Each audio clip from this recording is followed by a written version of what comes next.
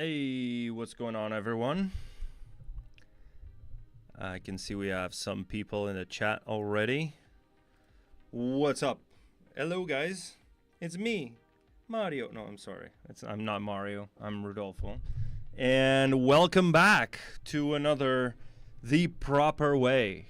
I know. I'm funny. I'm hilarious.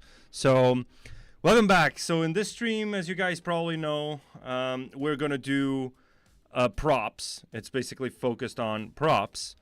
And usually I have a hard time coming up with stuff that we can, you know, hello, that one 3D artist. You're the one. You're the one, man. The one 3D artist. So don't dodge bullets too much. So I always have a hard time coming up with what we're going to do. And I thought, because since that is a small little project that I've been doing on the side, that I was going to show you my workflow for creating a cannon. And I mean a gorgeous, at least I think, it's very gorgeous, I don't know, elaborate cannon. And I mean old cannons, you know, like they used to have those at forts and stuff. So let me switch here to my ZBrush. Let me just work that camera a little bit. There we go, much better, like that, so you can see my ugly mug. Can you guys hear me okay? Is the audio good? Like, can you guys hear the music, or is the music too loud? Like, just let me know. Is the music too loud? I don't know, my ZBrush project's still loading. Let me see. That one 3D artist has been busy for 3 decades. Yep. You guys can hear the music, right? And my voice together. Yeah, that's cool. Okay. I mean, the music is there mostly for me because I hate silence, as you probably know. My little ADHD does not cannot stand the silence. So let me show you what I have been working on a little bit here for Maxon. This is the low poly version, but what I wanted to show you is a little bit of my process on how I come up with can you see my face still? There you go. On these little props that I do. You can see we have a little bit of poly paint here, but it's mostly a cannon like this, right? And this has a lot of stuff going on. No music. That is strange. No music. It's weird. There should be music. Let me see the properties here. Device road. Oh, okay. It was just too quiet, right? Okay, maybe I'll just push it up a little bit if you guys want. If you guys don't want the music, it's fine. It's mostly just for me anyway. There we go. Okay, as long as you can hear my voice, I think it's fine. So yeah, what I've been doing is a little bit of a prop that I've done before, actually many times, like cannons and stuff, like for an ornamental kind of designs, you know. And to me, this is a good opportunity to catch up on a few techniques, including VDM brushes and how to create your own VDM brushes for ornaments, right? And a little bit of like some IMM. You can see that chain over there. It's actually that basically, and it has UVs, so you can actually texture that. And I have started texturing this actually, and I can show you here real quick in Substance Painter. It's just, I just started, right? So basically what I did is just assign a couple of smart materials. The wood is actually made a little bit from scratch, parts of it, right? But I'm going to retexture this from scratch. It's just for me to see what it looks like in the engine, right? This is a game ready asset already. And then you can see like the chains are all white, but that's basically because it's using a separate texture, which I'm going to be, it's this one, which I'm going to be making it actually 256 by 256, right? Because it's that one texture set just for a couple of the chain rings, right? So there's no need to have like a 4K in the engine. It's just more texture memory being used up. But everything else fits in 4K. And I was thinking also covering a little bit of the RGBA masking, texturing kind of workflow, which, you know, it's very, very common in the industry, especially if you're doing like big assets, right? So yeah, so let's start by figuring out exactly what we wanna start sculpting. So first of all, let me just pull up my little reference board here. There we go. There we go. And open the Canon. Where's the Canon? Oh Jesus, it's not here. Great. This is great. Let me see.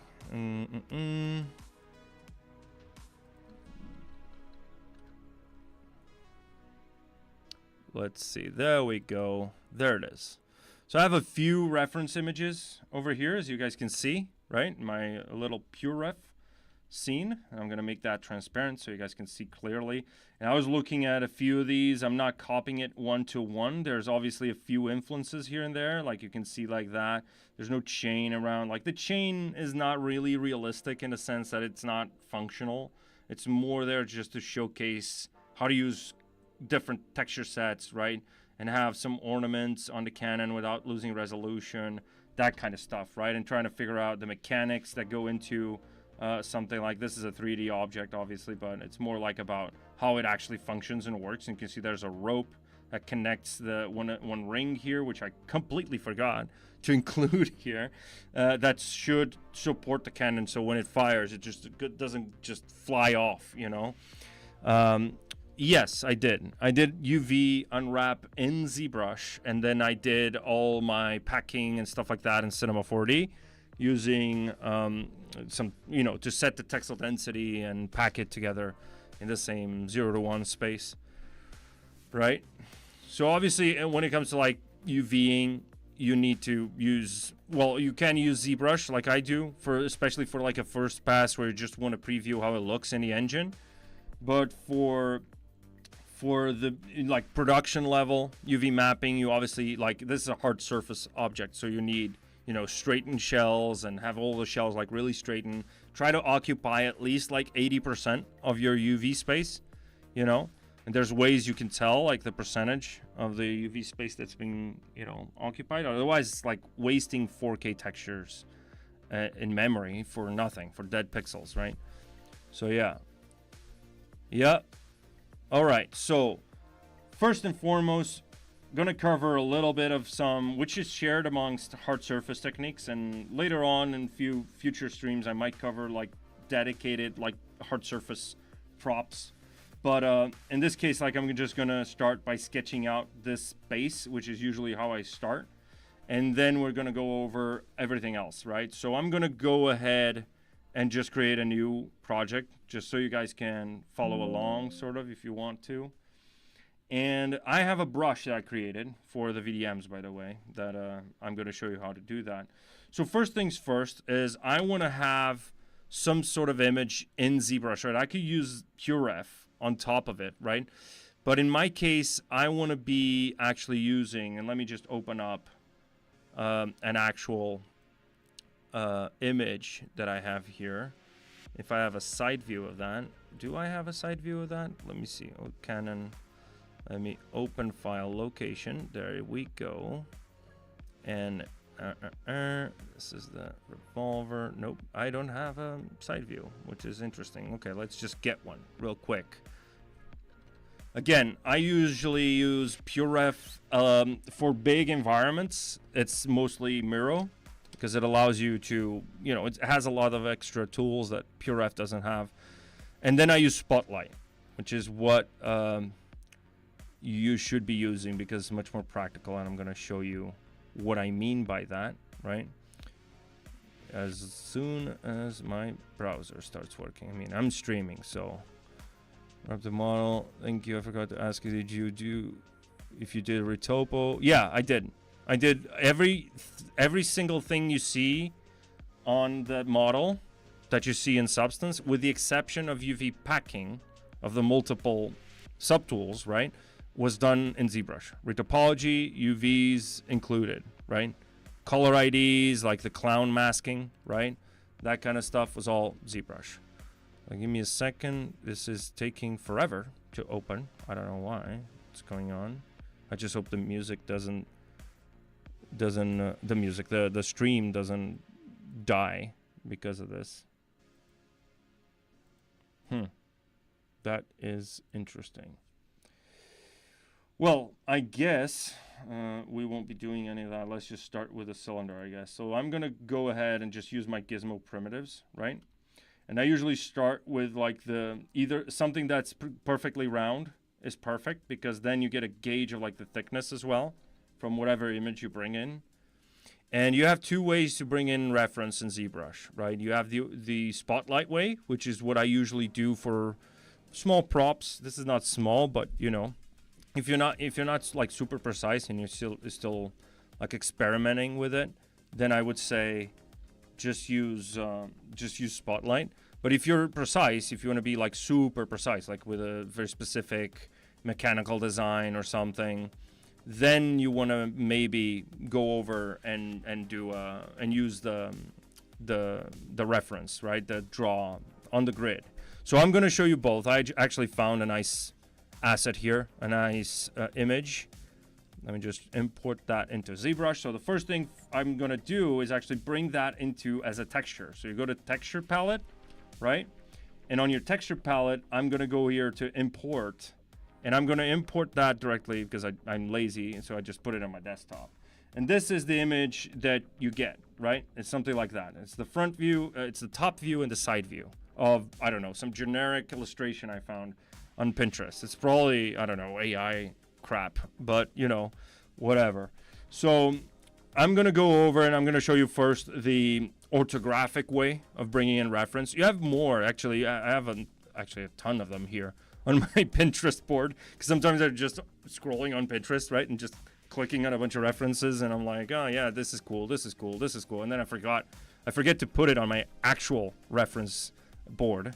So yeah, let me just download this one as well, so I have some sort of extra detailed reference of the mechanics of it, which is really cool. I love this geeky stuff. So, all right. So first things first, I'm going to bring in my draw palette over here to the side, just so you guys can see what I'm doing. And what I'm going to do is I'm going to use my grid, my floor grid, as basically an image plane, right? So first thing is you want to go over here under this floor grid settings sub palette, right, in the draw palette. And there's, as you can see, the front to back, up, down, and left and right, like docking menus, kind of like, you know, sub palettes, as you might call it. And then you can actually import a map here, and it's usually going to feed it off from your textures, right? So that's why I imported it first here under the texture palette. So if I have an up and down image, which I do have in this case, I'm going to bring in this image. And now if I look at it, there's my image plane. And this is cool because what you can actually do, let me just use dynamic subdivision so it's not this ugly, and I'm going to restore my custom UI and bring that back again, just so I can use my hotkeys over here in my custom submenus. So I'm going to bring in that, I'm going to crease that, and I'm going to go and do a little bit of some smooth subdivisions just so you guys can see what I mean.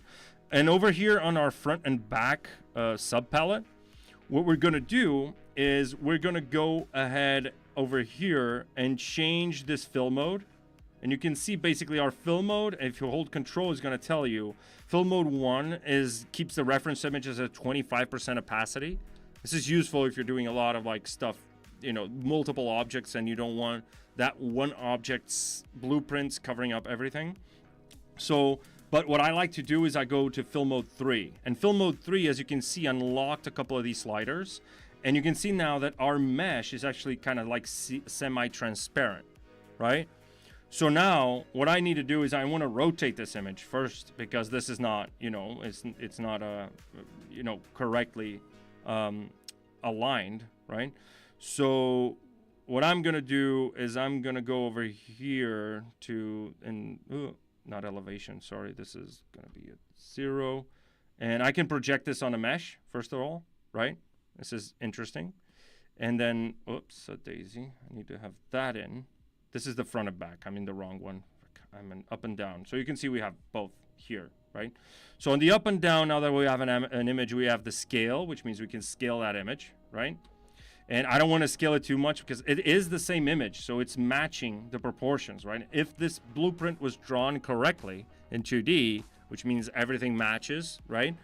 Then I can use the same image as long as there's the same model together to make my reference sheet. So I'm gonna go over here and I'm gonna turn this. I'm gonna change this angle to be 90 degrees, right? So I'm gonna 90 degrees, and then I can do a vertical offset and a horizontal offset, which means I'm just moving the image back and forth, right? So I'm gonna go here, and you can see the fill mode now opened up the enhance factor, which means I can make this, like, as long as the model is in between that and the image, it's just gonna show me the silhouette if I push this enhance factor all the way up. And then you have the opacity of that enhance factor. I can make it like it's just the silhouette, as you can see that on that cylinder over there. If I just push this up, you only see like the silhouette, like the line of the silhouette, right? Which could be useful if you're just focused on the contour of things, which is sort of what we're doing. And now over here, what I want to do is I want to offset this, right? And you also have some modifiers here. So I'm going to offset this, actually not horizontally, but vertically. All right, so I'm going to do this until it's like sort of in the middle. Sort of like that. So maybe 0.4. I can even value, right? And now on this side, actually, I don't want this to be front and back. So I'm going to turn this off. And I'm going to do the left and right. And I'm going to bring in the same image, right? So now I have this cylinder, right? And I don't want this Z, right? This Z plane over here, my floor grid. Remember, we're still using the floor grid. So now on my left and right, I want to make sure that I offset this vertically, so it kind of matches, you know, that silhouette. And you can see it in matches. Like if I do this at a, actually that fill mode should be like something like that, right? And you can see it kind of matches that grid. It matches the images, right? So now I'm gonna do this again. I'm gonna go fill mode 3. I'm gonna push this to the front. And what I need to do is I'm gonna start with some sort of block out shape. So I usually go with some of these gizmo primitives. So I'm gonna use my Polycube 3D. And I'm gonna bring that over here. And I can just, instead of using dynamic subdivision, I'm gonna actually sort of divide it with the crease button. So I'm gonna divide this a bunch of times until you get to like 1 million. This is the way to go if you're doing high poly blockouts, right? So I'm gonna do this. I'm gonna make sure that this side piece, it just covers everything, right? So something like that, something like that. There we go. And then I'm just gonna use the clip curve brush. Been there, references are 2. Hello, Margarita. That's my girlfriend in the chat, by the way. You be nice to her. You be nice to her. So, you BR. No, I'm not BR. I'm PT. Eu sou português. So, yeah, okay. So next step on blocking out using this reference images. Let me just do that. Clear that canvas. I know I'm getting this rendering issue here. I don't know why. Whatever. It's probably because I have so much stuff happening in the background, and I'm streaming. So let's see. Okay, so this is the base, and I'm looking at this image going like, okay, this works, and I don't care about this top part of that image, right? Because at the end of the day, I'm just gonna care for this, right? Now the other thing I can do is I'm gonna enhance this by 1, so making sure there's a rendering issue here, and it's probably something to do with my GPU. Let me check the turn, like maybe just shut down Substance Painter. That could help. There we go. Okay, but if I clear my canvas, it does work. Well, Shift P. No, it's still there. That is very strange. Control N. Shift P. Yeah, it's giving me an issue. Doesn't matter. So the next thing I can do is I could just project this on a mesh. And now what you can see is that I have the image projected on a mesh, and I have it both for the up and down and the side view. So the moment I transition like this, I get the understanding of what I'm actually modeling. So the first things first, what I'm gonna do is I'm gonna go to the side view like this, and I'm gonna start clipping away, right? So I'm gonna use my clip curve brush, and I'm gonna delete the lower subdivision levels, and I'm gonna pick that resolution from that cube. So if you look at the polyframe, you can see this is our subdivision mesh, and I want to make sure that I keep that detail. So I'm going to drag that resolution slider from Dynamesh and pick that resolution over there, and then I just reDynamesh. And now I have that same resolution, but it's Dynamesh. Now, first thing is I want to go back to my reference, and I want to start just by chopping away certain pieces over here. And one of the things that I can start doing is actually go over here, hold Control, Shift, and Spacebar. And we have a few options here, which is, and then you can just turn on this polygroup button. And if you do this now, the section that you clipped is going to have a separate polygroup, right? This is going to be useful if you then want to, if you plan on zero meshing this particularly. So now we have this ability, which we can just start chopping away few pieces like that, and like that. So this is method number one, right? And I wanted to show you guys how you can start blocking out shapes really quick, right? reDynamesh again. And I don't want to lose my polygroups. I don't think it did lose it. Yeah, it didn't. So I just want to make sure that they're there so I can then sharpen it up, right? And use that as a stepping stone towards having a clean mesh at the end, right? So this is number one. And then number two, method number two, and let me just do that with a separate tool over here. So I'm gonna make this Polymesh 3D. And what I wanna do is I wanna bring that texture as a spotlight projection texture, basically. So I'm gonna go into my texture palette, and I'm gonna actually, I need to make this Polymesh 3D, come on, there we go. And then I'm gonna click that image, and I'm gonna add it to Spotlight. Now with Spotlight on, I can just scale this up, right? I don't know if you guys can hear me, my microphone is all the way over there. So I can scale this up, I'm gonna change this opacity back to maximum, right? And I don't care about this top section, so which means that I can go over here, and I can actually start collapsing this by using an extender. So this is an extender, kind of like you have with your gizmo. And I'm just gonna start basically reverse extending this until we get nothing. So something like that. It would be something like this. There we go. So until we only have this side view. I'm gonna do that over there. Whoops. Oh, this is control. That is mirror. Sorry. So it'd be like over here, maybe. I'm being a little precious with this, but guess it doesn't really matter. So the second thing I want to do is I want to go and Shift Z in order to control this, or I can just press Z, and I'm no longer in Spotlight mode, but I'm not controlling Spotlight. So this is a way to have reference on your screen at all times, and I can always just go back here and change that opacity. So select that image, and then go over here and select that opacity and just do that, and then click Z, and now I have basically my pure ref, because I can add as many images as I want to this one, right? So I would have a whole board, right? And I could put this wherever I want on my screen. I can put it over here on the corner, and I'll have that at all times. I can kill the cam view, for example, that little gizmo there, and I could just put it over there, or I can even put it over there regardless and just have that with a maximum opacity. But what I want to show you here is something a little different. What I want to do is I want to tap that intensity button, right? That paint button. And then I want to switch. Whoops. And then I want to switch to my paintbrush. And what I can do is I can, whoops, a daisy. I need to go paint. There we go. And then what I want to do is I want to have a black color. And I can start painting out sections of that image.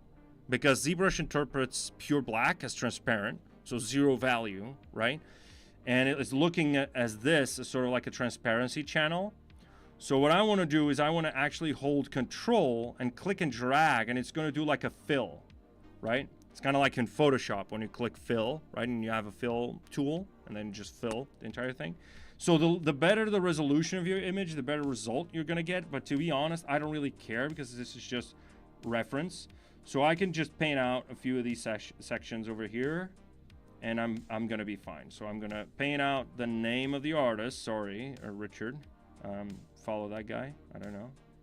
I just found this random image. And I can hold control on this again, or I could just do that, right? And the thing I want to emphasize here is that what you can do now is you could project this already as a 3D model and have this as reference. So the next step that I'm going to do is I'm going to save out my camera position. And to do that, I'm going to go to Draw. And I'm going to go to this camera settings, and I'm going to store a camera over here. And you need to have perspective on, meaning that I'm going to be turning it on and off all the time. So I have perspective on, and then I have a hotkey assigned to this little arrow. So it's basically cycling through your cameras, right? So I'm going to store that cam view, and it doesn't matter. I'm going to call it camera, whatever. And then I'm going to scale this up. And then if I accidentally rotate my camera or move my object over here, I can just press 1 and it's going to snap it back, right? Whoops. It's not 1, sorry. It's Shift 1. There we go. Shift 1. Oh, is it not assigned a hotkey for that? Let me see if I have that hotkey assigned. No, it's Control 1. Of course. Shift 1 is repeat relative. All right, so Control 1 would go to that. This is a custom hotkey, right, by the way, that I assigned. So if I accidentally move the object, it's Control 1. And then it goes back, and then I just click P to turn off my perspective, right? And now that I have this, I'm going to go to my spotlight, and I'm going to press and hold this Snapshot 3D button. And now what I have is effectively a 3D representation of that model, right? And you can see there's some roundness happening on that image, right? Number one, the image is not that high resolution, right? And basically what you'd need to do is actually tweak that. But I mean, it doesn't really matter for us because what we care about is actually just getting something there. So I'm going to go and press my perspective off, and I'm going to go with my paintbrush. And my paintbrush has spotlight projection. If you go to your brush, in your paintbrush, if you go to samples, this little thing, if it's turned on, it's projecting whatever's on spotlight onto that mesh. Meaning that I can project effectively the color information onto that mesh. So I'm going to do that real quick. So I'm going to do this. And now if I turn off spotlight, I have a 3D representation of that to use as reference, right? So I have an actual 3D representation, right? Which is much easier maybe to control than having, you know, all these images from PureRef all the time. You just have this and you have spotlight, which means you can basically just, you can just move it around and have your images wherever you want, right? So I'm gonna go and do that. Just make sure that it's aligned. There we go.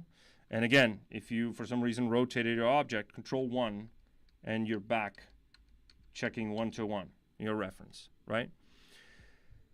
Cool. Any questions about that?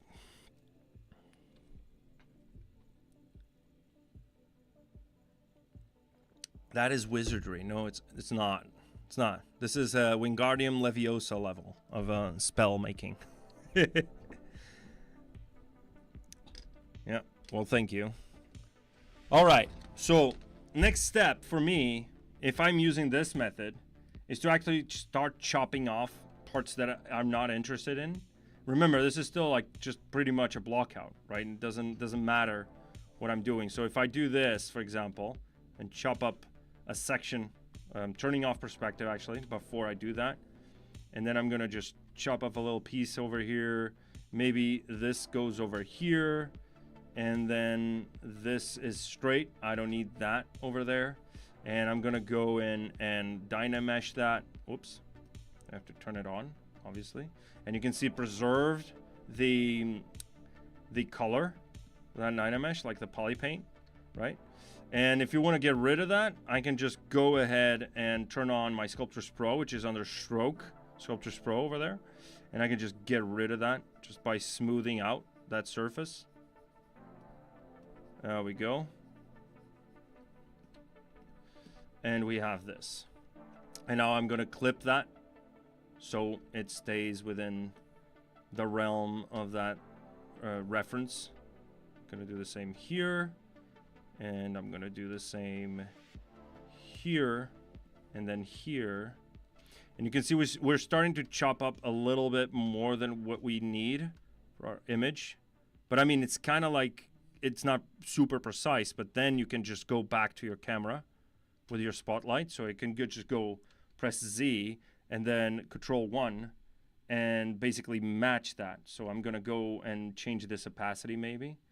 Just, you know, just cross-reference that to see if it kind of matches, sort of. It kind of does. There we go. Just do that. And now what I have is the ability to check. So you can see we have a lot of polygroups actually, which is not ideal. So what we can do is we can go over here, press that polygroup, Control Shift X to expand, right? Or we can just do this and do a clip on the side. So something like this would be ideal. So now we have a different polygroup on the side over here. Something like that. And then something like this. And then I can just Control tap that and run a auto groups, going to my polygroups, auto groups. And now I can just go and select which polygroups I want. So I want to expand this, Control tap this one that I don't need, Control Shift Q, deselect those. And I want this to be one polygroup. And maybe this could be just, you know, cleaned up a little bit. There we go. Same thing goes for these two, Control W, or actually these two should be like that. And this is a single polygroup. I can actually just go ahead and do something a little crazy like that, right? And then the same thing goes over here, and then I could just move that, right, after the fact. So if we have something like this, right, and I'm gonna chop that one up as well. And this is too low res for what I want to do. So I'm gonna remesh this, redynamesh this actually. Maybe that was a lot, or that was too much.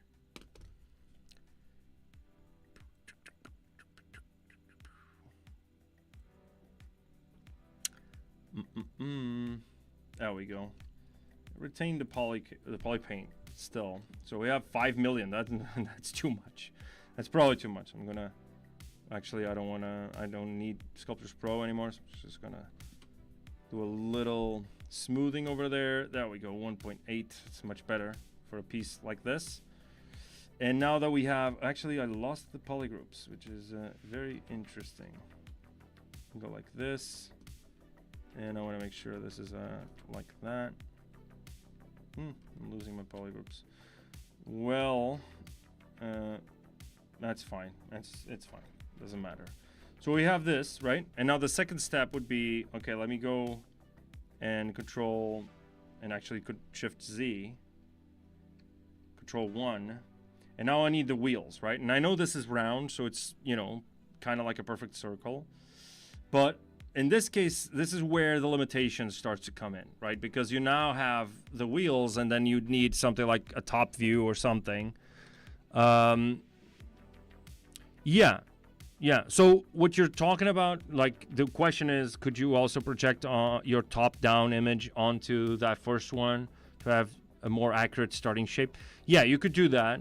But at that point, if you're projecting two images, then why not just use shadow box, right? The shadow box, you can just bring in an image and just paint a mask on the side, on the top, on the back, and it just generates a mesh for you, right?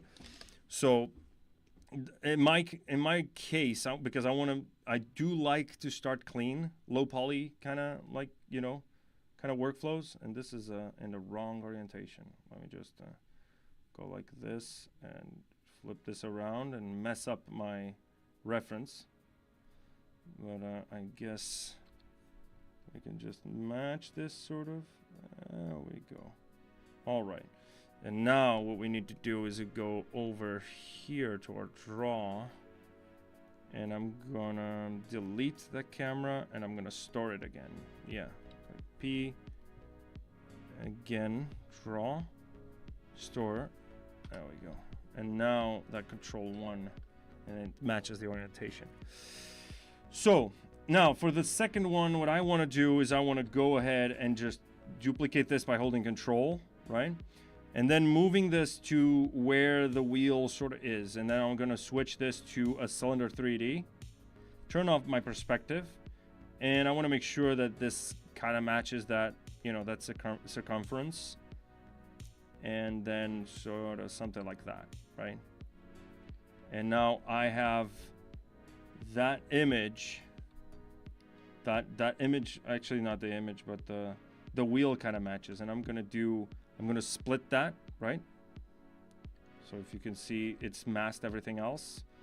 So I'm gonna go Shift D and I'm gonna split unmasked. So now it's a separate subtool.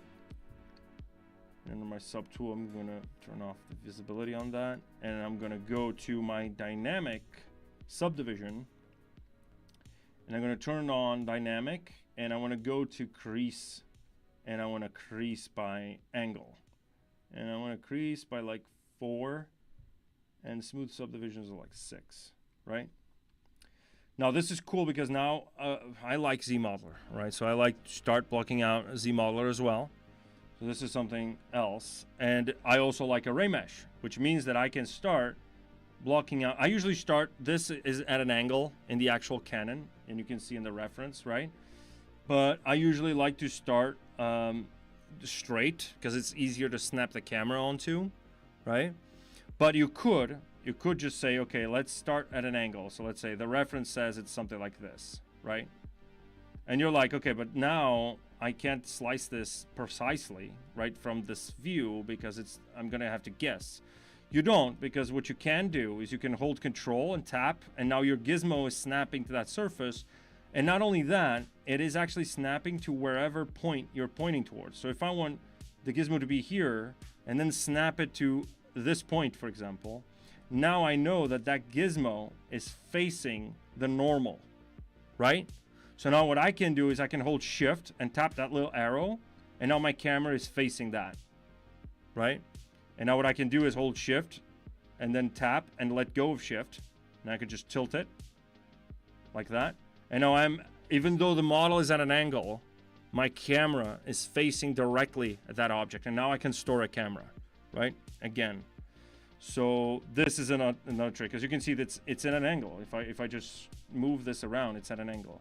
But if I hold Shift and then tap that arrow, now my camera is facing directly at the object, right? There's a little bit more wizardry for you, right?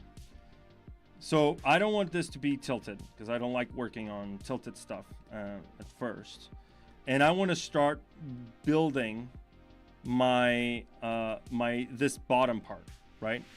And this is where I want to go and look at a board, right? A reference board, because I want to see if the bottom part of that is actually how it actually functions, how it stands there, right?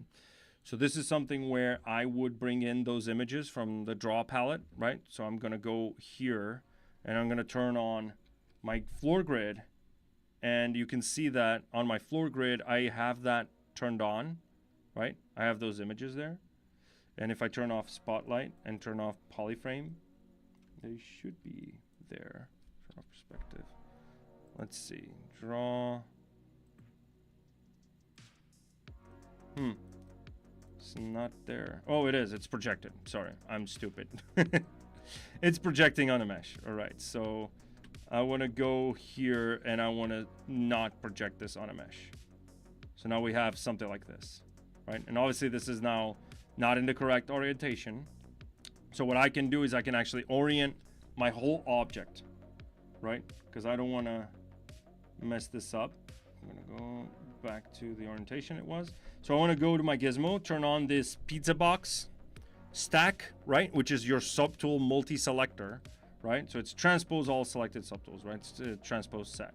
So if I do that, by default, it's just going to move every single subtool at once, right? I'm moving all the subtools. Imagine if you have like 80 subtools and you want to move something like an arm or something, like a mechanical arm.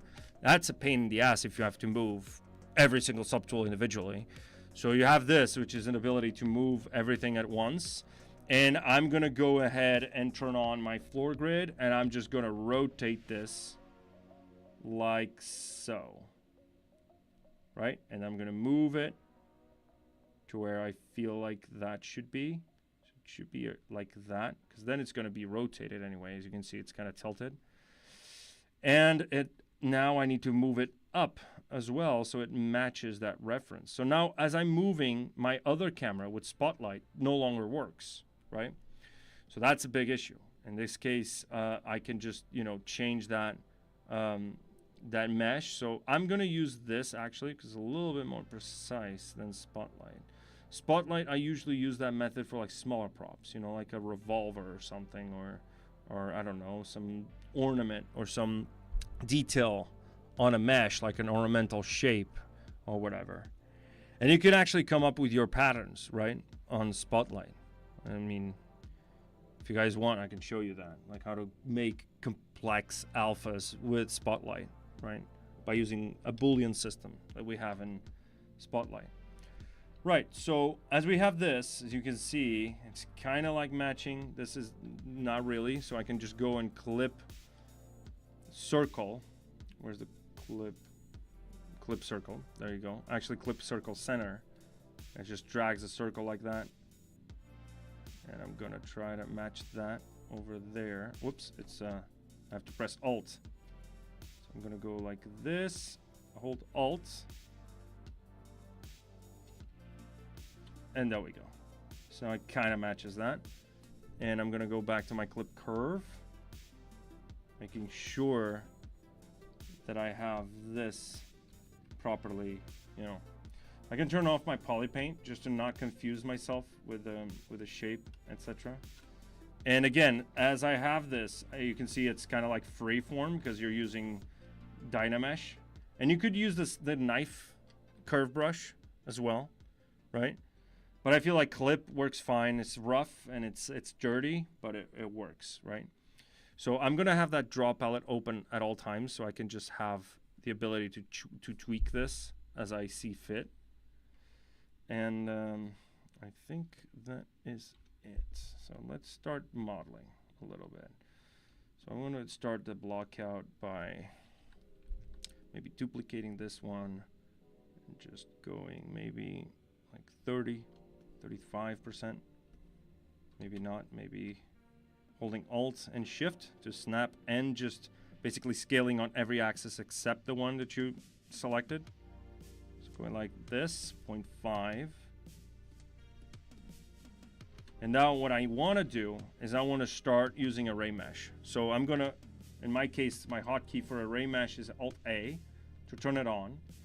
And what I want to do is I want to lock position. I want to lock the size, right? First and foremost. And then I want to offset this on the Z axis and negative. So now I'm going to go back to my reference and check where should this be? Like over there, right? And it's actually a little bigger. So I'm going to use transpose. Press Y to change the gizmo to the transpose line. And you can see where we have the pivot over there is that yellow dot. So I can just move this back to where I want. And I can go scale, and I can just scale it on every axis. Something like that. And I can move it inwards, right? I can move it like that. Actually, let me just switch that axis. Move it in. Kind of like this. Right? This is actually kind of rounded. That shape is kind of rounded. And what I can do now is I can append a new stage. And then as it is locked, as you can see in the center, and I can mirror in the X. And now I have both, on both sides. Now you can see that this is not exactly in the center, at least not the reference image. The reference image is not mirrored properly, let's say. But let me see. No, it kind of is. Yeah, I think it kind of is. Because this could just be moved back like so. And I can still scale it. Like this. Scale it like that. And you can see how useful this is to have like just a silhouette. So you can check that. Something like this. And it kind of needs to match our side view as well, right? Sorta. Doesn't need to be perfect. And now for this first stage, I'm just gonna move this down a little bit. And now if I turn it off, I have a single wheel that I need to model, but it is using array to actually kind of like duplicate this.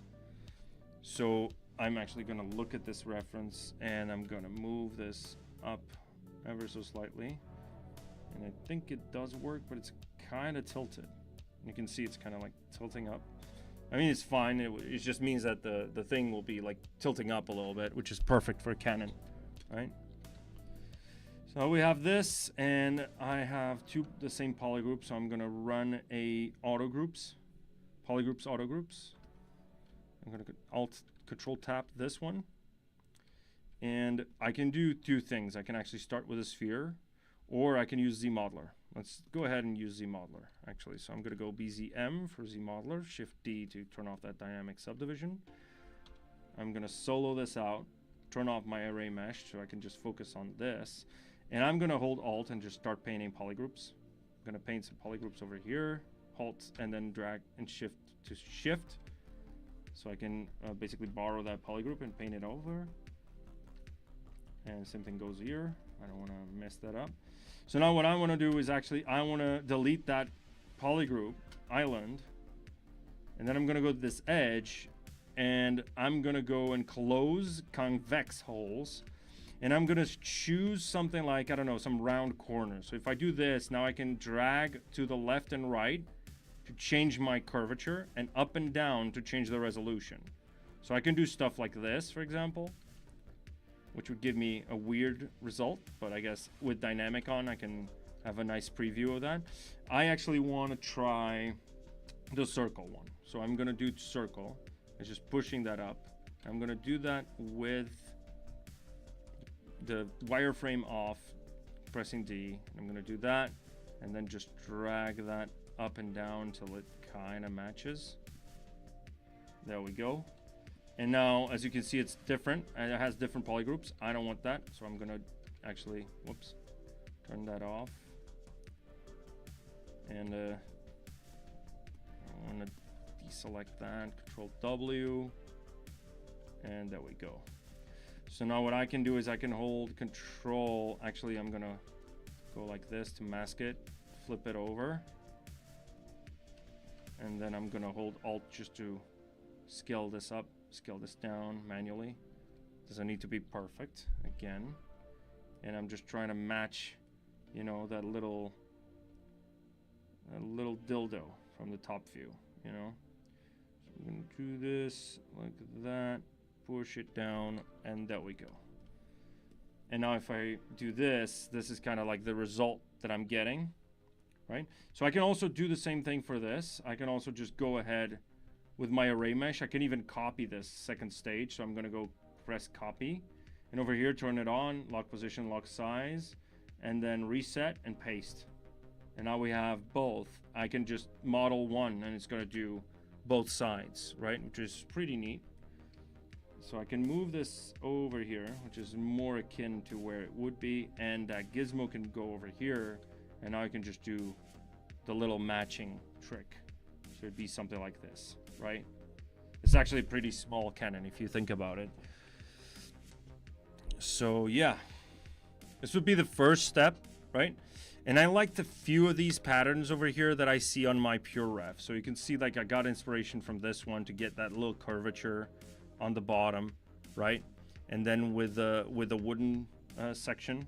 So I'm gonna actually still model them on the flat, And then what I can do is I can go over to the top and I can go to subtool, insert a new, I don't know, cube 3D or something, and then just start doing the same thing over here like that. And then I can just use mirror, symmetry, I'm sorry, and then just go over here to my clip curve brush and just start clipping like so. Like so. Actually, this needs to be dynameshed, so apologies for that. Whoops. Is this why is this masked? Huh, I have no idea. Okay, whatever. Shift P and dynamesh.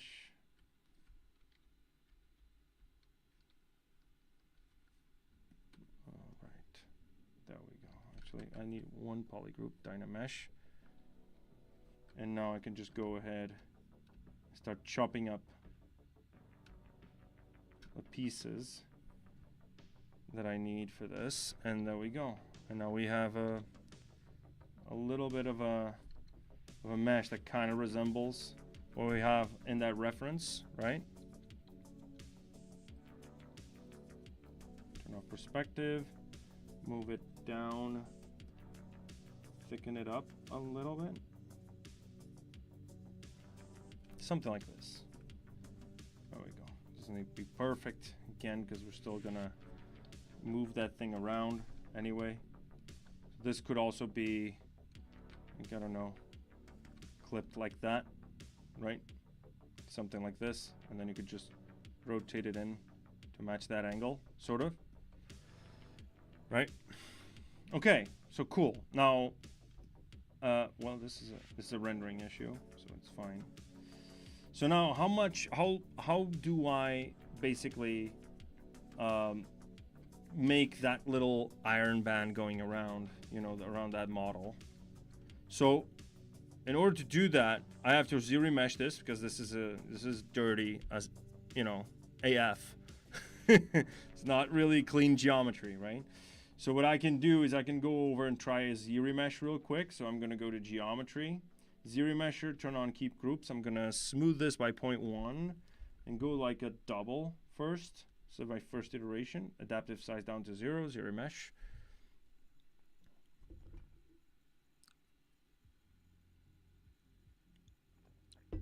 Any day. There we go.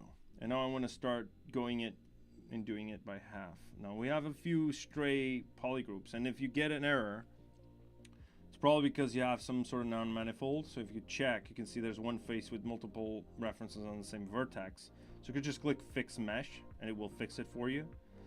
Now, what we have at this point is some very, very weird geometry right over here. This is because I wasn't high enough. Like my resolution wasn't high enough. Not me. I don't get high. Okay. So let me just go ahead and dynamesh this one more time to a higher resolution and actually retain the polygroups now. That's weird. So what I can do now is I can go over to my Z plugin, go to polygroup it, and click that plugin. It's going to open up, and I hope it doesn't crash because it uses the GPU, and I'm streaming. So, okay. Let me just move this. There we go. And I want to make sure that this is nice and full screen. And now I'm using my polygroup it plugin in order to just have basically a polygroup on each side that's clean, right? And then I'm gonna just press OK, right? And you can see what's going on here. So what I can also do is I can go over here and then just go to this side, right? And I can go to polygroups. Whoops. And then just go group front. It's gonna group based on my camera. Is it group front, group visible? No, group visible is different. It's group front. So, but I need an angle to this. So I'm gonna go.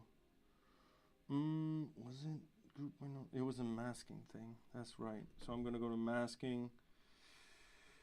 Mask by, where was that? Jesus, I probably used this thing. Mask by draft. There you go. So if I go mask by draft, I'm getting, I need an angle here. Draft angle of 1. Mask by draft.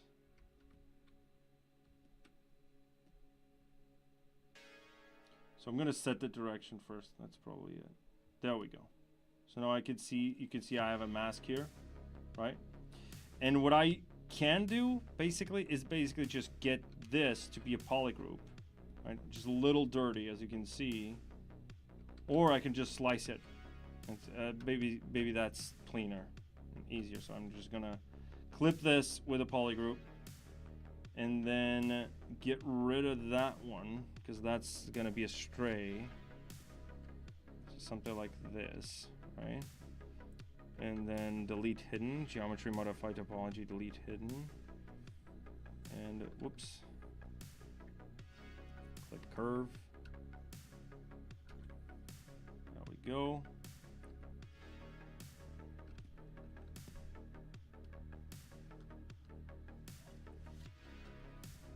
There we go.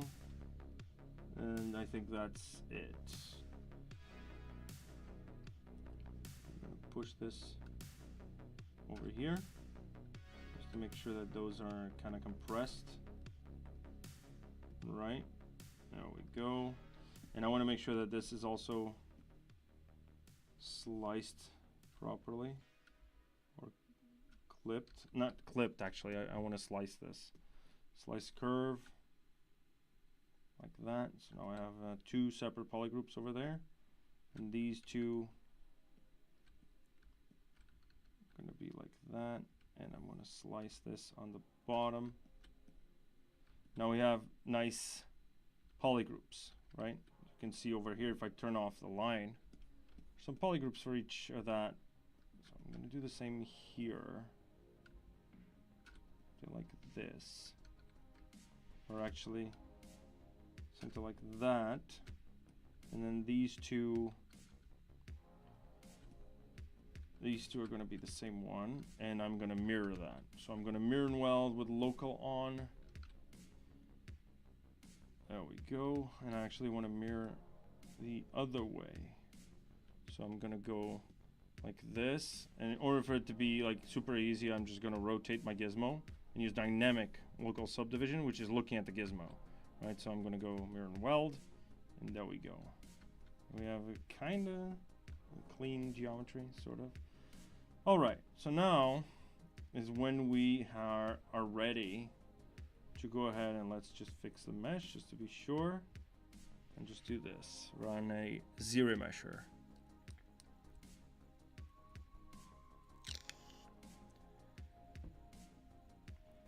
Do you guys have any questions about these? I know I'm going a little bit faster because, again, like all my streams, I get caught up explaining the features and then I'm like, you know, where's the model? You know what I mean?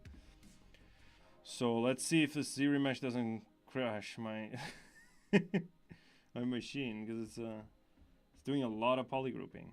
There we go. And it gives you a pretty good first result, actually. Because again, the slicing was clean. So there's obviously a little bit of those issues over there, which actually I could just get rid of this, to be honest. I could just do, you know, I could just mask this off and just go like this and just get rid of that, like so, right? And then I can just have that as a single polygroup. There we go. And now I can just dynamesh this again. There we go. And then I can use live booleans for that, actually, right? Should be much better. This is what I did in the other project. So now that I did this, I'm going to do it again, like the ZRemesher by half. Error. Again, giving you weird non-manifold geometry. It has 102 edges that are shared by more than 2 polygons. It's probably that area over there, right? So first and foremost, let me just save my project. All right, I'm gonna go ZB. Let me just go into my own folder here, and I'm gonna ZB stream drops.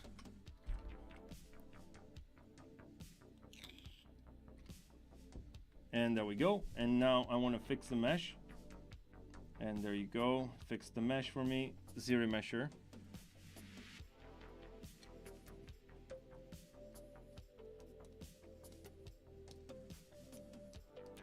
Just wait a little bit for it to hopefully not die on me.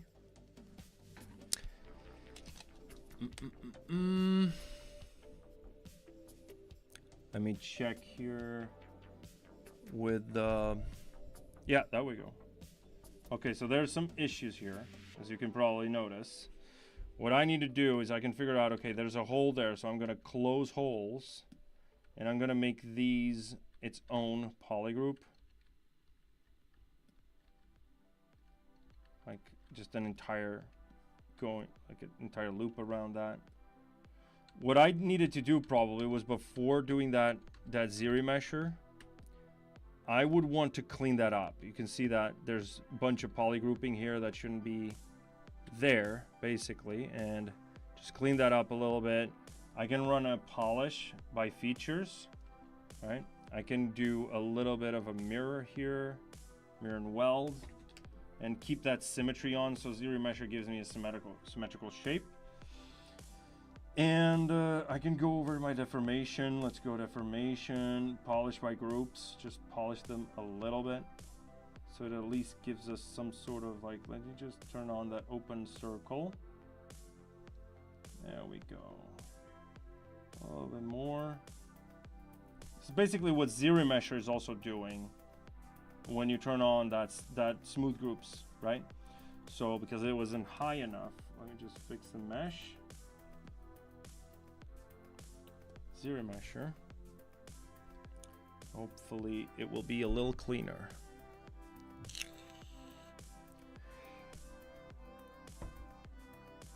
And then we can just go by half. There we go. There's issues there for some reason. There's some weirdness happening over here, as you can see, right? So I'm going to go to ZModeler, and I'm going to start collapsing a few edges. So I'm going to collapse that, collapse that, collapse that, collapse that one, that one, that one, and that one. Collapse that edge.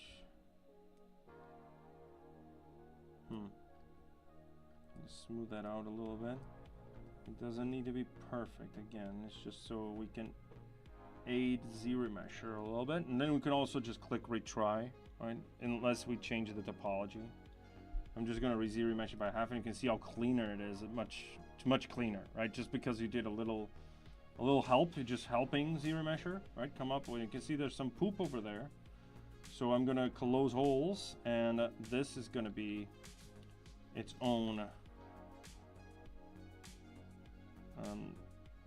polygroup, like that, right? And I'm gonna ZRemesh by same.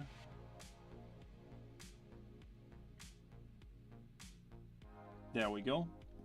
Much cleaner. And now by half, and I'll keep smoothing the groups up until a certain point. Like that. And you can see this is not grouped, which is an issue for me. Like that, right? So I'm gonna go ahead and clip curve.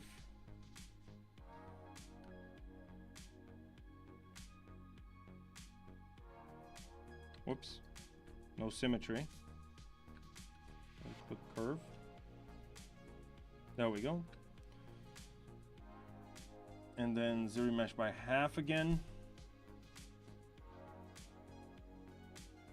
I turned off symmetry. Forgot to turn it on. I'm gonna do a little bit of a stronger smooth groups. There we go. And now I'm gonna kill off the smoothing groups, and I'm just gonna keep remeshing it by half. Right? Something like this. So I get a sort of clean mesh that's quadded, and make sure that this is flat like that, right? And then ZRemesh it by the same, so it gets even cleaner right? So if you're helping ZRemesher get to the best result, like you need to help it a little bit, right? Because it's not like it's gonna guess what result you want. So we have something like this, which still has the array mesh, and I'm gonna go dynamic again, 6, increase level by 4, and I'm gonna increase PG, increase those polygroups, and I can actually go much lower on this because it's gonna be wood anyway. And there we go. Now, since we're low poly and we have some, basically some poly groups, what I can do is I can just run a UV master on this, and you know, come up with a pattern from surface noise. Now, for this top section here, all I need to do is go over here, flip that selection. And I could do this in low poly, in a high poly as well, right? Deselect that. And then I just want to make sure that I want to split hidden. Go to subtool split hidden and then Control Z to get that back. And now I have a separate subtool over there. That's clean mesh, right? So what I need now is I can actually go with my dynamics subdivision, turn it on.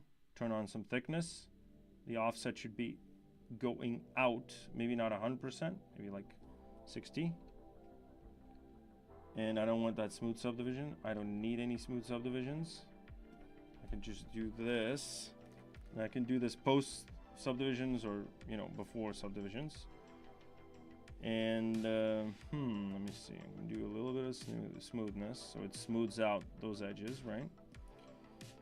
And now we have the ability, let me just do actually a couple of smooth things.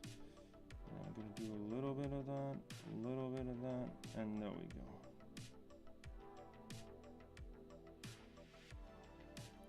Right. Something like this, and then I can just go in and scale it down maybe, or scale it out. So you'd have something like that, right? So you can also just inflate this a little bit. I'm just going to inflate this ever so slightly, and now turn on that that smoothness and thickness, right?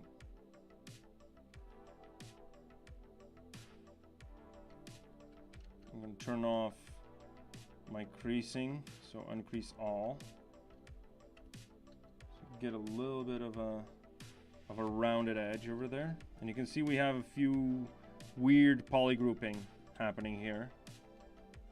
So, and you can see why this is giving me that weird topology. So what I can do now is I can go over here and ZRemesh this again by the same, keeping groups and smoothing them out just a little bit.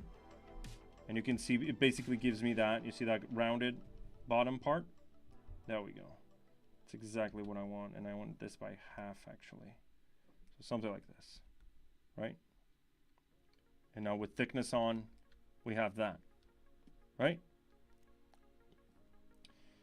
And let me just go ahead and tweak that thickness a little bit. Maybe add a couple of segments.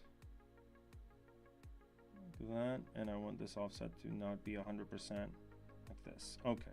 Now the next step for me is to actually come up with the cannon itself, which is, you know, the holy grail of the piece. So I'm going to go like this, go to cylinder 3D, scale it up. And now I need to match not only my reference, because my reference doesn't have a cannon. So I'm going to go like this. And I'm just going to guess sort of like how would this work. So it'd be something like that. Maybe like this, right? And I want to crease this like so. And split that. Split unmasked points. And this doesn't need any dynamics because it's dynameshed. Something like this, and then maybe in my block out already, I can start already telling it, hey, I want a little bit of a half a sphere happening here. So I'm going to go polygroup flat island with my Z modeler brush. Just, whoops. Flat island, actually. And let's go like that. There we go. And now this, I can do now a couple of things. I can insert not polyloop, sorry. I need to go to edge, insert edge loop, multiple edge loops. And I can have interactive elevation, which means I can do this and then just do that and keep adding to this, right? But because we have a pole, right, this is not ideal. So it looks kind of weird actually. Let's go over here, turn that. Let's actually delete this. That's the best way to go about it. So deleting that and going here to bevel, not bevel, sorry, close spline, and then just do like sort of like a perfect circle like that. There we go, like increase all, increase PG, increase angle, and now increase level 4, smooth subdivisions of 6, and we have a recreation, or at least a base block out for our shapes, right? Now, for this little beast, which is what we should be focusing on next few steps, is I want to use my deformer. So what I want to do is I want to taper this. Maybe I want to taper it like that, right? And then I can basically change that exponent, and I can also taper this out a little bit. So I can do weird curvatures like that. So it'd be something simple like this, right? Be something like this. And now, in order for me to start basically creating some details around this, now the next step would be to actually make this cannon barrel thing. I'm going to use ZModeler for that. So I'm going to inset polygroup island, inset it like that. And I'm going to use my presets actually. So I have QMesh polygroup island. And there we go. And then I can just do that and drag it all the way back. And then just drag it a little bit more. And there we go. And now if I increase PG, we have something like this, right? Now, next step is to actually either use some curve, which I used IMM curves to create the rings around that this cannon thing. So what I can do actually is what I usually do is before I even do this hollow kind of thing, I'm going to duplicate my model, and this one I'm going to use as a base, right? So I'm going to apply those dynamic subdivisions, delete lower, Control W, and this is just going to be a base for me to start slicing, right? And I could do this in multiple ways. I can just go over here, for example, go slice curve, Control Shift Spacebar, and go B radius. So now the radius of my brush is actually going to be doing a slice like that. See? So I'm going to turn off my topology because I don't need it. And I can start slicing little rings around it, right? Like that, and then like that. And then like this, maybe I want another ring over there. And this would have like your ornaments around it and whatever.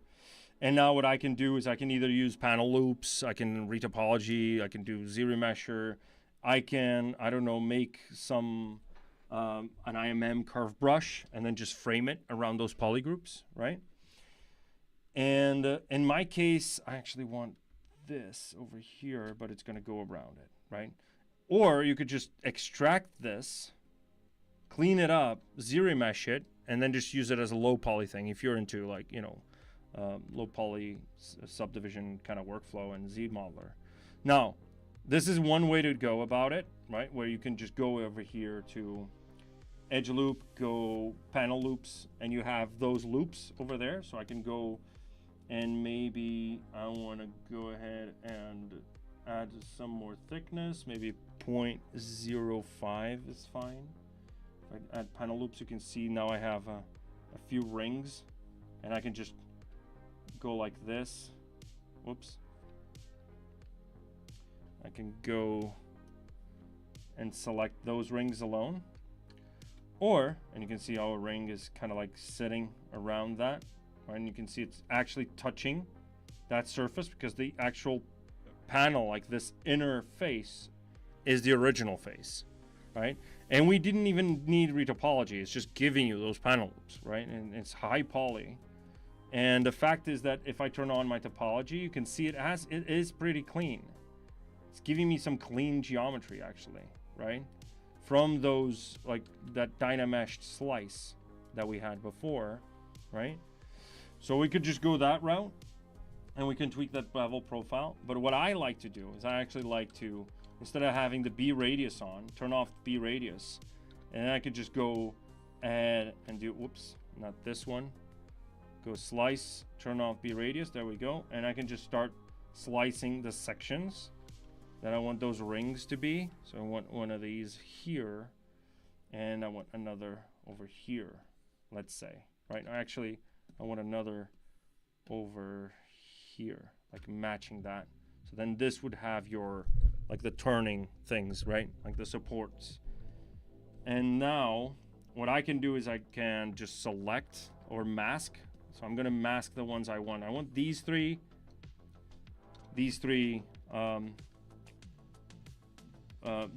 lines to be the same. So I'm gonna go in extrude profile. And for extrude profile, you can see we have some scribe lines.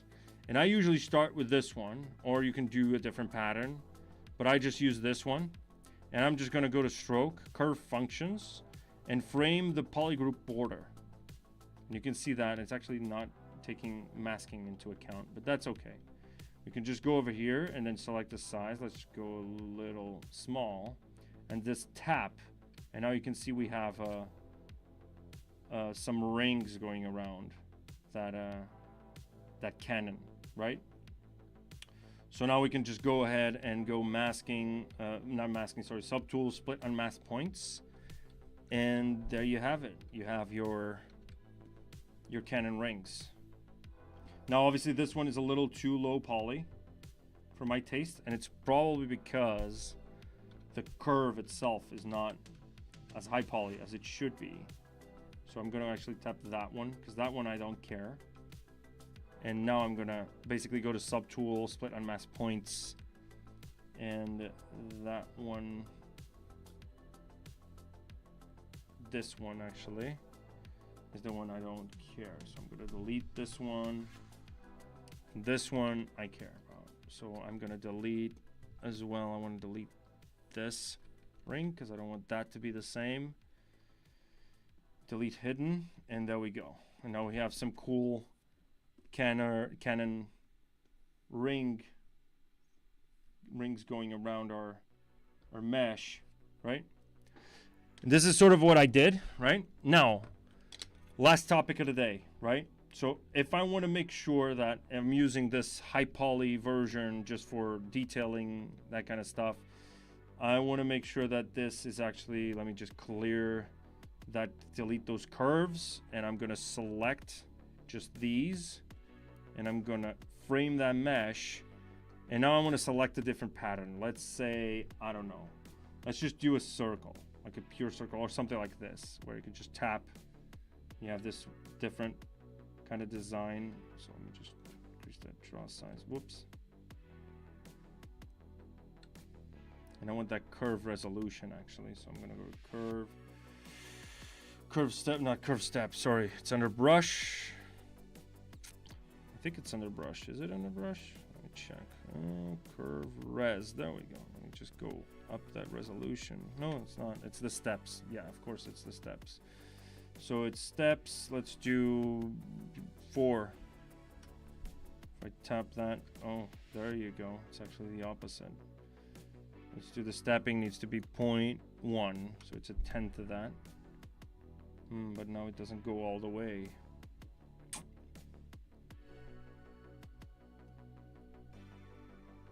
It doesn't go all the way. So we need to actually go over here, do some steps, and go to 0.5.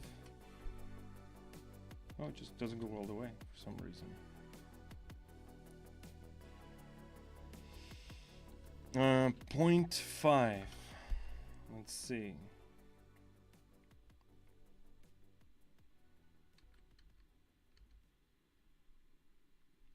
Come on. There we go. That's good enough. So now we have a little bit of a different pattern. And now I can just go ahead and split. Is that a perfect circle though? I would advise you to just use your mouse here. You just click, right? So there's no moving happening. And then I'm gonna go ahead and split that. Split on mask points. And I'm gonna clear that curve because I'm a little OCD with that. And now I want to make sure that this is looking nice and tidy. Okay, now next step, right? So first of all, let me just clean this up a little bit here. I want to make sure that this is a nice kind of cylindrical shape. So I'm going to mask those. Let me check my reference and unmask that section. And I'm just going to move those. Ah, why is this not? Oh, okay. I need to flip it over and then go to center of unmasked and go ahead and tap that. Tap.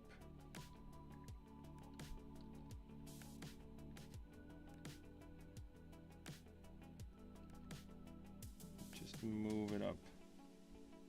Actually, no. I want this to be circularized. So what I can do is, as I've done before, right? Let's just delete those.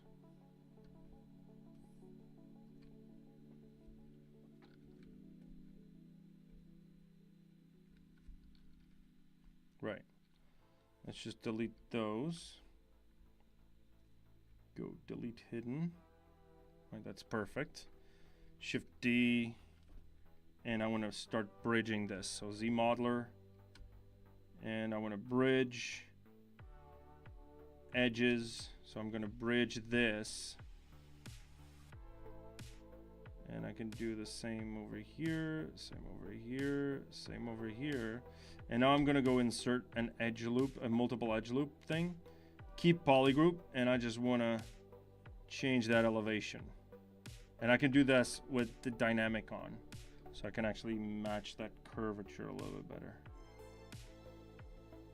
So it'd be something like that. Right? It's a little weird looking. Whoops. It should be.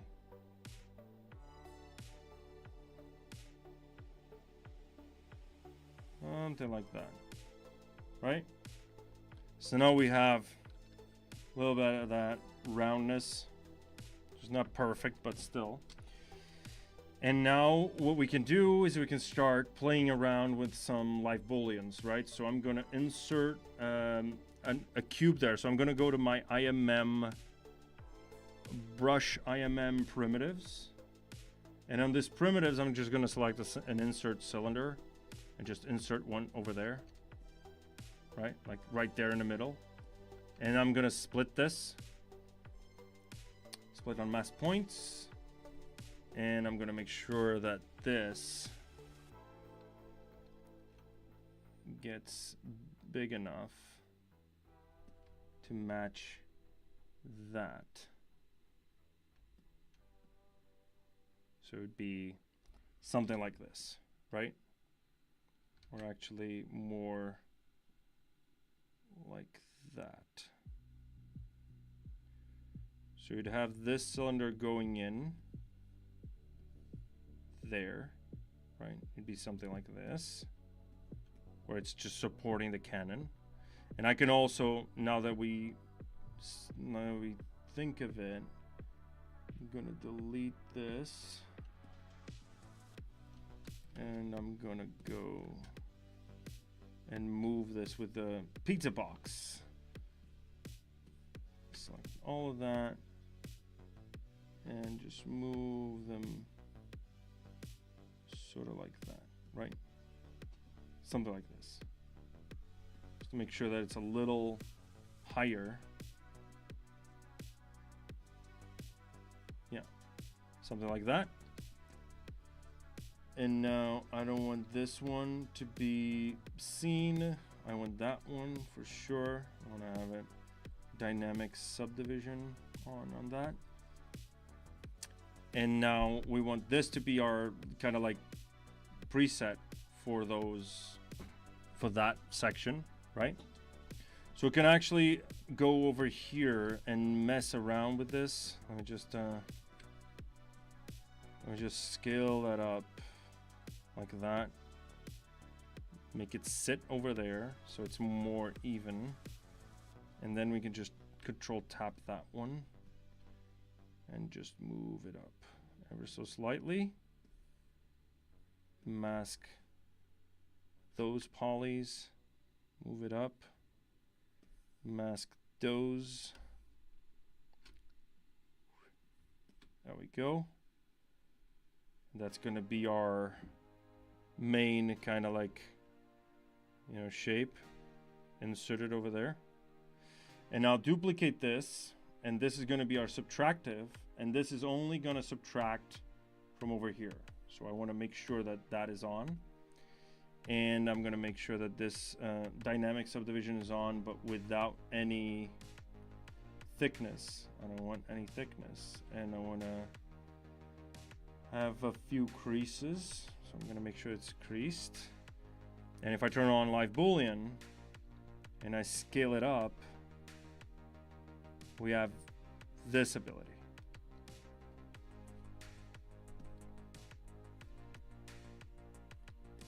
Huh, there's a little cylinder over there, just sitting over there.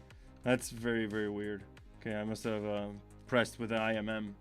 So let me just go ahead and do some auto masking, auto groups, I'm sorry. And then just do that. And go delete hidden. Yeah, that should be, let's go to dynamic, turn off thickness. Crease, and there we go. Now crease level of like, I don't know, 2. And this should be actually something like that, right? Now, VDMs, right? Let's talk VDMs. So VDM brushes are basically your alpha collection brushes, like a multi-alpha brush. But your multi-alpha brush doesn't have undercuts. That means that basically a VDM, let me just go ahead and open up a new tool. Let me just actually switch this to like the Sphere 3D and just make Polymesh 3D. So if you go to your scribe brushes, not scribe, sorry, chisel brushes, this is what a VDM looks like. So it's an alpha that has that 3D. And that means if I draw this on the surface, you can see it has undercutting. Actually, let me just divide this a bunch of times. It has some undercutting. Like an alpha usually is like a displacement, right? It's up and down. But a VDM is basically going in and having like, it's a vector displacement. So it has like orientation of the normal kind of thing. So in order to create one, you actually have to start from plane 3D. And you can't really change the topology of your brush, right? But in order to do ornaments, what I usually do, this is what I did for those ornaments that you've seen in the beginning of the stream, is I went in over here to and created a plane 3D. Make Polymesh 3D. And now I want to start dividing this without the smooth on, because I need to have this be on the grid. And if you did that by mistake, you can always morph it back to grid, right? So I'm going to start dividing this until I get to, I don't know, like 1,000,000. And what I did was I used the scribe chisel and used one of these chisels, right? And then I tweaked the settings over here under my brush palette, like over here in the curve, the modifiers, right? So I changed this, and then I went to the stroke, and then you have like some curve modifiers here as well, so you can tweak the intensity and the size.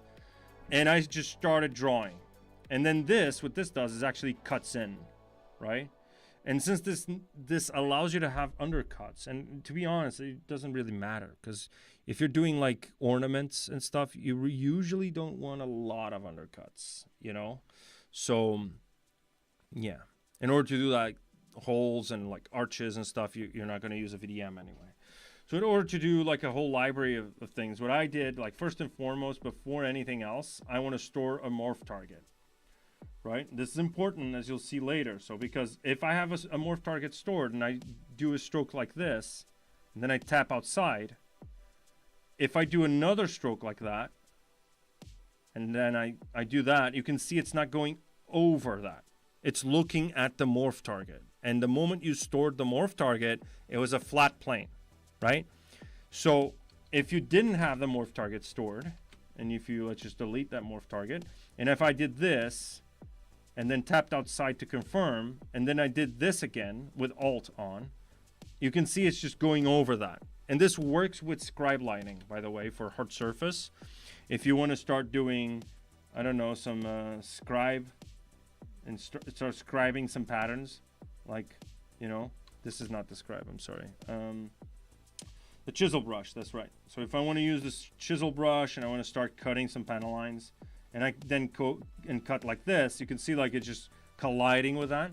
But if I store a morph target and I do this and then I do that, you can see it just goes in nicely because it's only pushing the vertexes looking at the original mesh that you stored the morph target on. So you have to imagine that ZBrush, when you're doing a stroke, it's looking at this state. So it's pushing these vertices that amount of offset, right? That amount of displacement. And so this is why I usually store a morph target, right? So you can also start designing like your own kind of like, you know, floral kind of designs or whatever, you know. So you can do this, and then you can add to that. You can add that like the wrap mode. So if you want to do a tileable texture, for example, you use like in surface noise or whatever, you can go over here to create, and then not create, sorry, curve, and then turn on that wrap mode. And if I start doing this now, this is what's happening, right? So I'm doing my own little patterns and designs, so I can go a little crazier with this and go like that. And it's still looking at that morph target, as you can see. I'm just designing patterns, infinitely looking, look at that, abstract art. It's beautiful, right? Perfect. So what I want to do in this case is I want to use my chisel brush, my scribe chisel brush. That's what I mean. It's because it's both names, it gets me confused every time. And I can use different tips. So I can do something like this design over here.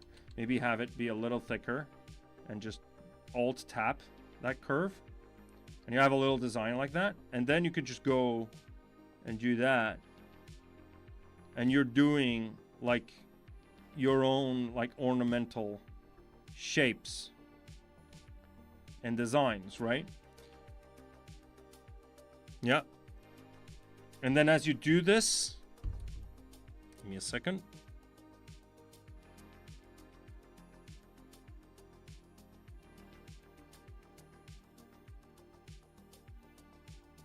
Right. And then as you do this, you can then just use that as an alpha, just drag and drop everywhere. So this is basically how I came up with this brush. I created this ornaments. This is an IMM ornaments, but I have the ornaments brush, where basically I just did, designs like this, for example, where you can just, do multiple like floral designs, kind of like this, right? Where you'd be basically, in order to do that, you can just do, okay, what I usually do is I can just go to my scribe chisel. I really have to put that in a menu or something. So if I go and do, let's say I want to delete that and I want to start doing like a floral design. So I'm going to go really thick and just do that. And then design like a spiral shape. And then I'll tap that. You can see it's a little too, whoops. There you go, that's a little too much maybe. Maybe I want this to be a little flatter shape.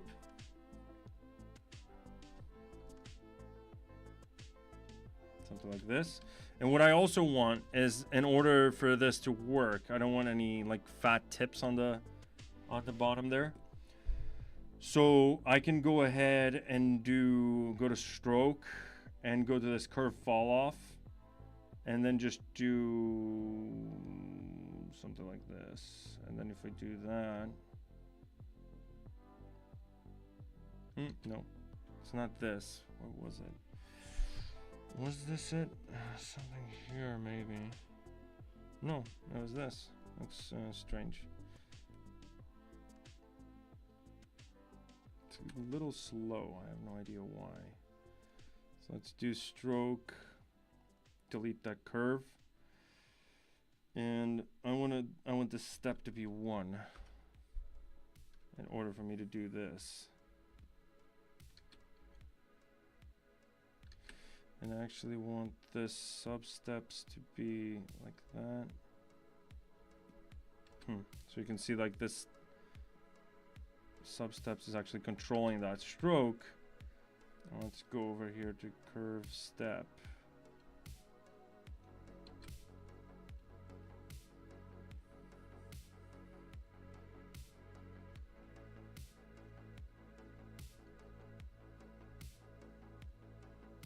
There we go.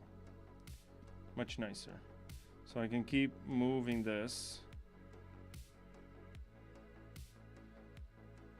You can do stuff like going into itself. Kind of like that, right? And I actually prefer this one. And I can go to my stroke, and under curve functions, I can smooth that curve. And I can tap it. Should have a detail kind of like this, which is kind of weird. Looks kind of like poop, so I'm gonna just delete that.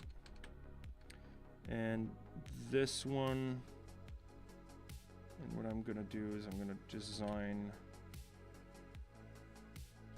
Actually, let me do this like that.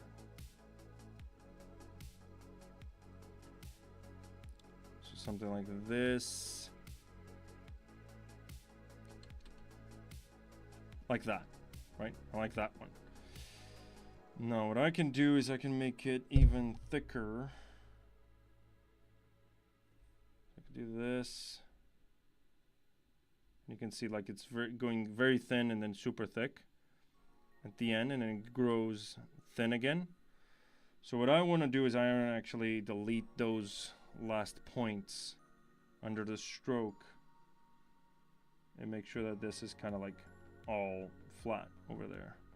So now if I go like that, you can see like it ends on a thicker note. So, and now my focal shift can go back to something like this, and I can start this like that and then alt tap this. That still doesn't work for me. Let me do maybe just a little bit like that. There you'd have it. So imagine something like this, and then you just tap outside, and you still have that morph target, meaning that you can do inner strokes like that. And obviously now we need to sort of reset this. Focal shift down to 0. That one down, and then this one would go like that.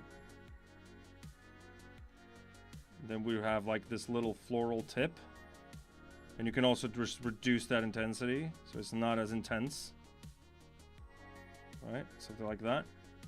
And then you can do the same thing over here,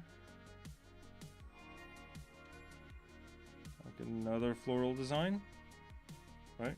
And you can do like stuff like this, right? You can also do like outwards. Just design your own floral patterns. I can just do it a little bigger like that, right? Just design those. Actually, let me just go back. It should have been like that.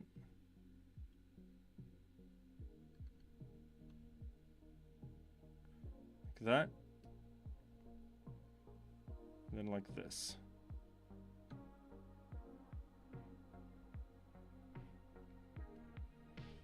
So you can start having like, I don't know, you can look at patterns online and just try to, you know, basically try to make them as you see it online.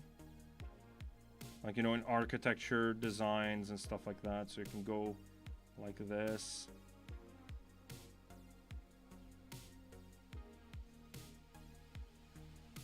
Go like that, a little bit crazier. Go back and just do something like this. Whoops, auto saving. There we go. It's actually a pretty light project.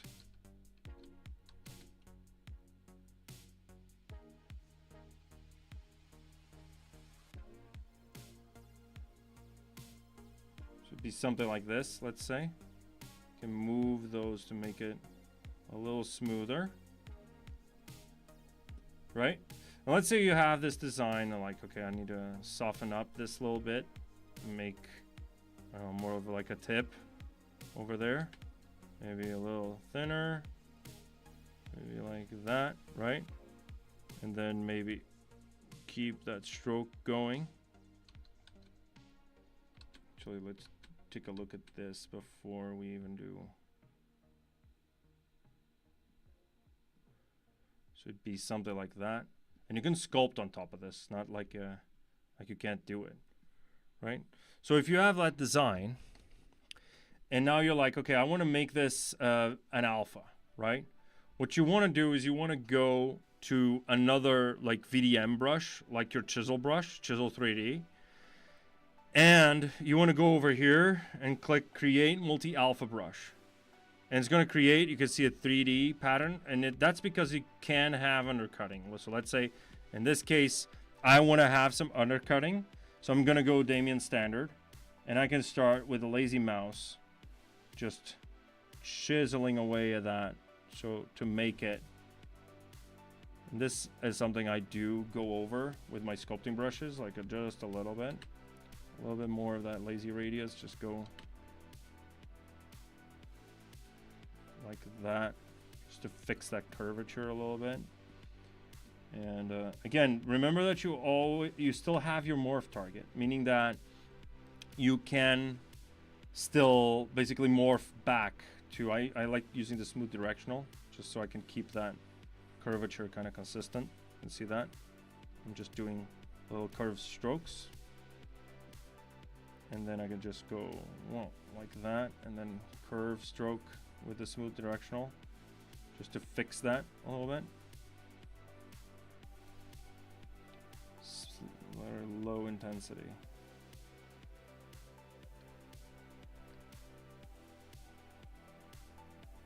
And there we go. So if we have something like this, right, with some undercutting, it's not really undercutting, it's not that obvious because this is just a pattern, right? You can do this and this, so it looks like it's kind of like welding onto the surface, right? Like that. See? And now if you do that and you do Chisel 3D, you can see like we have this, and now we can just go ahead and create multi-alpha. And it's just looking at your subtools, by the way. So it's just updating that tool. And now if I drag and drop, this is what you'll see, right? It's just a pattern. And now what I can do is I can go over to my Canon, right? And on my Canon, I can go and use that high poly that I had before because it's clipping through that mesh. And I could just inflate it in just a little bit. Just inflate it ever so slightly, like -1. You don't even need 1, maybe. Oh, but it can't do less than 1. So -1. And it's barely inside that surface. And now if I drag that, if I go to my ghost, if I drag that, oh, it's not. It's actually pretty close. So I'm gonna Dynamesh this again and actually Dynamesh it to a fair resolution. Something like this, right? And if I drag this over,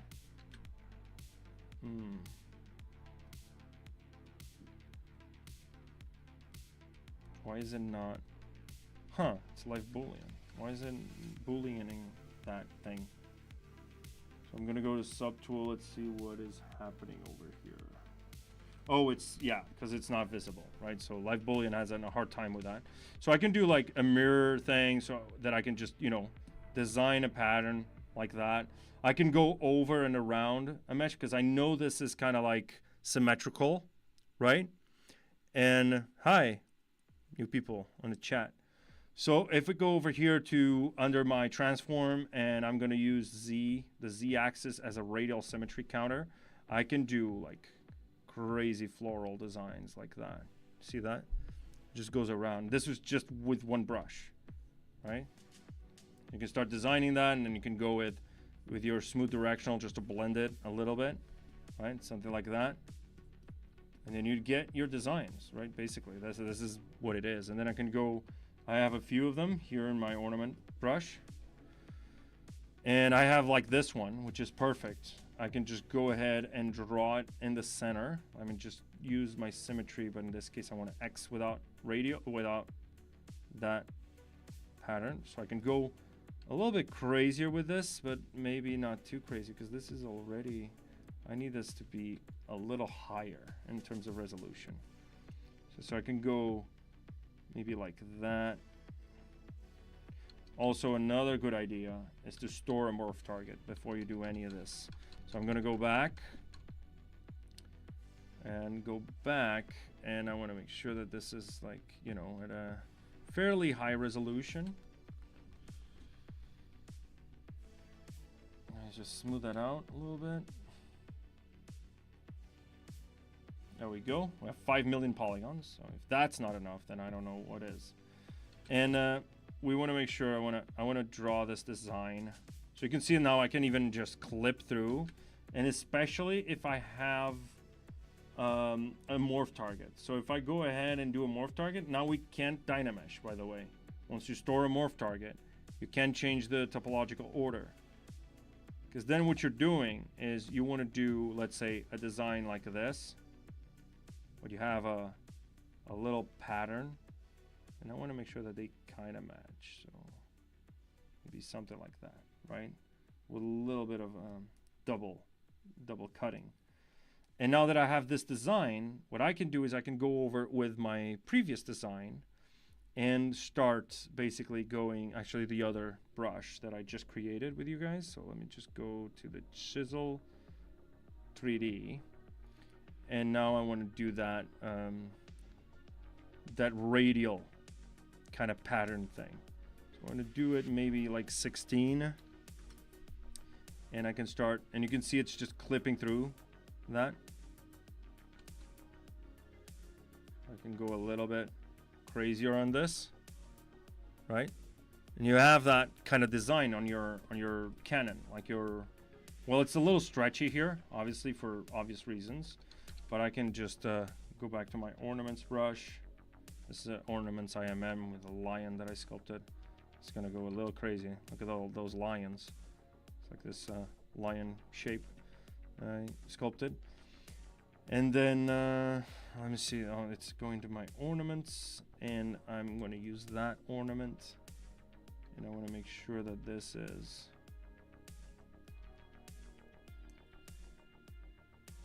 making sure it's right dead down the middle.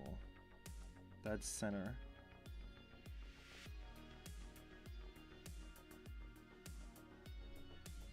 Should be something like this, so it's less stretchy.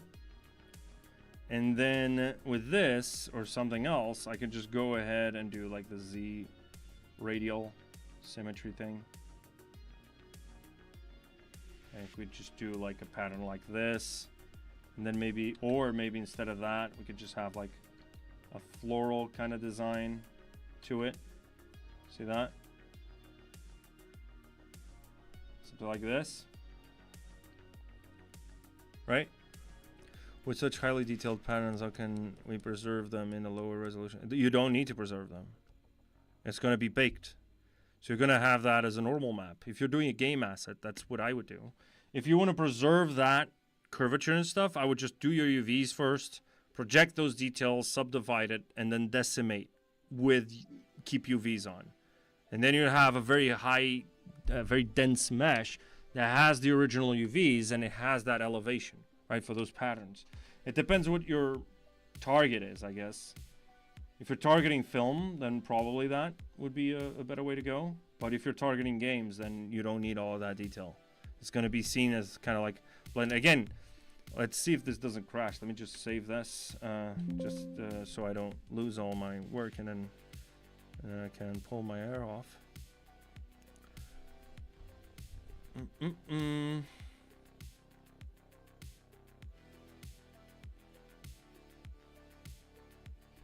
And now I'm gonna show you a little bit of that Canon thing.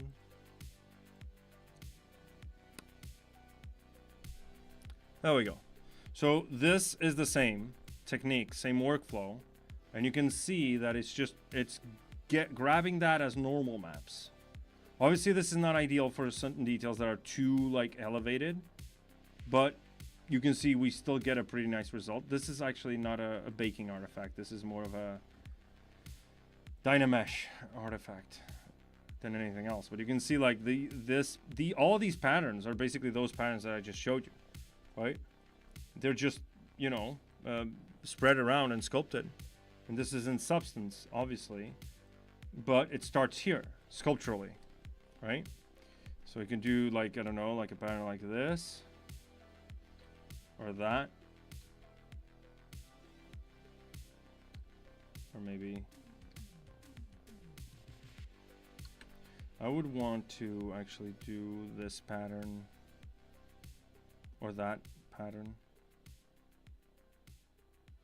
Like that, for example, right? And then this.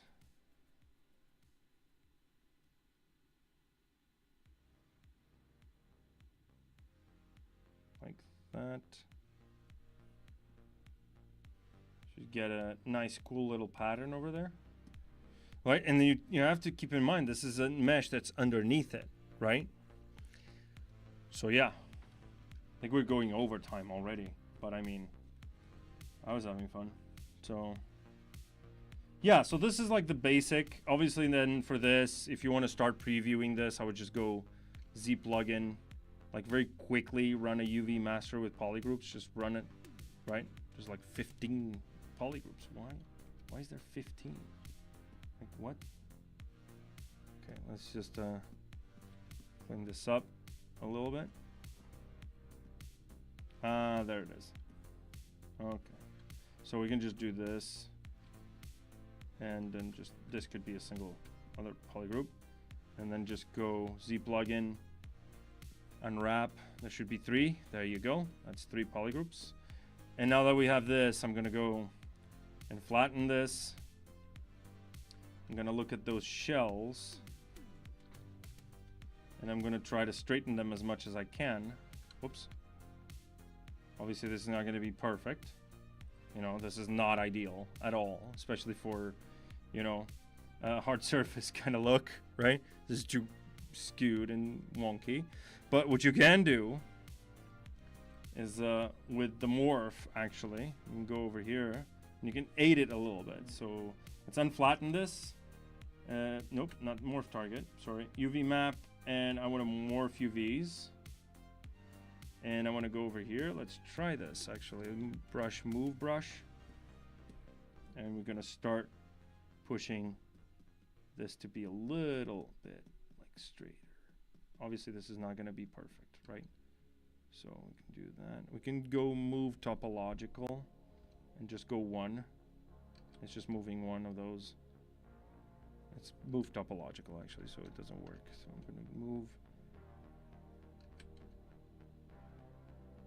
that. Yeah, so we need to make this sort of work with our, it's just for preview's sake. We're going to do a final UVs after. Something like this. I don't know why this. And then if you click morph, it's going to skew those UVs, and then I'm going to add some surface noise. And we do have the noise plugin with some wooden patterns. And I want to press OK, add some strength, turn down that mix, basic noise, and I want to rotate that angle. I don't know why, maybe not the Y. And the X, there we go. So it'd be something like this. Or you could just grab a texture, just to take a look at how it looks at the end. So it'd be something like 90 degrees. And then just grab an alpha. I'll just grab an alpha. Just really quick. From my Megascans library. Just download surface wood board. Doesn't matter though. It's just a displacement. There we go. And now I want to turn this off. I want to use my UVs. And I'm going to start changing that scale a little bit. And that strength. Right? And then I can mix this noise a little bit. And I can mix it like that on the minimum. And I can scale that noise actually. Can I scale that noise? No, I can't. Whatever. So yeah, this would be just like a preview of that, you know, and then I could just press this, and I don't want to mix any noise actually. Yeah, just so you get a picture of what it's gonna look like, right? It should be something like this, right? So yeah, this is a very basic block out. And I was talking a lot, but if you guys have any questions, you guys know where to find me on socials, right? And you can ask me. I'll try to reply as fast as I can. Obviously, a little busy, Maxon, right? But yeah. Do you guys have any questions? It's already like 8:15 here, p.m. And I need to go cook some dinner. Alrighty. If there's no more questions, then I guess this is my cue to leave you guys to it. No more questions. Rare. Okay. So I'm gonna send you this QR code. If you look at this, no, not this, in the start stream, you can see there's a QR code there, right? And I can actually copy this. If you scan that QR code, you should get a page that is it's gonna bring you up to a page where you can find basically all my socials. You'll find the Discord server, you find the ZBrush Live YouTube channel. I'm assuming you're watching it right now on the YouTube channel, so you don't need that. And you also have my ArtStation and YouTube channel. You have some articles that I wrote for the rookies, and yeah, and all of that. My Instagram as well, so yeah. If you want to follow up on those, I just copy that, and I'm just gonna put it up on the screen here. I think it's just easier. There you go. Well, scan that. I'm gonna move this out of the way for you guys to scan that. All right. Can you guys scan it? If you did it work? If it did, yeah. All right, guys. So thank you so much for being a part of this and keeping me company while I showcase a few ZBrush tips and tricks and how to start off your props, right? And again, as always, this is Rodolfo Silva with Maxon, and I'll see you in a little while. Thank you so much for tuning in, and I'll see you in the next one. Bye.